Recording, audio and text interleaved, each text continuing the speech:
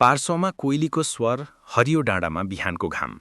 गाउँको एउटा सानो घरमा दाई सुरेश र भाइ दिपेश बस्दछन्। आमा बुबा बाँच्दैनन्, दाइले भाइलाई पालन पोषण गर्दै आएका छन्। दाई खेतमा काम गर्छन्, भाइ पढाइमा तिखो छ। भाइ किताब पढ्दै भन्छ, भाइ म ठूलो भएर सहर गएर पढ्छु, ठूलो मान्छे बन्छु। दाई पढ भाइ, म खेतमा पसिना बगाउँछु, तैँले कलम चलाऊ। दाई मुस्कुराउँछ, तर आँखामा थोरै दुःख देखिन्छ।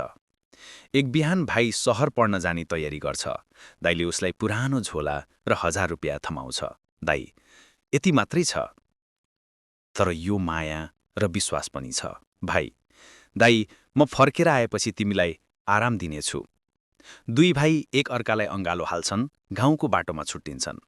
सहर पुगेपछि भाइ पढाइमा ध्यान दिन्छ, कहिलेकाहीँ फोन गर्छ, तर समय बित्दै जान्छ, फोन कम हुँदै जान्छ। दाइ गाउँमा अझै खेत जोत्दैछ, भाइको सपना पूरा होस् भनेर रात दिन काम गर्छ।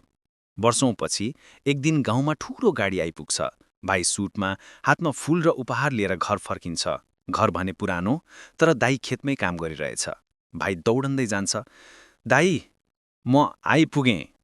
दाइले हाँस्दै भन्छ, पढेर मान्छे बनेछस्, म गर्व गर्छु। दाइको आँखाबाट खुसीका आँसु झर्छ। भाइले बाइको हात समाएर भन्छ, अब तिमी खेतमा होइन, मेरो साथमा सहरमा बस्नुहुन्छ। दाइ, म खेत छोड्न सक्दिन भाइ, यही माटोले त तिमीलाई पढाएको हो।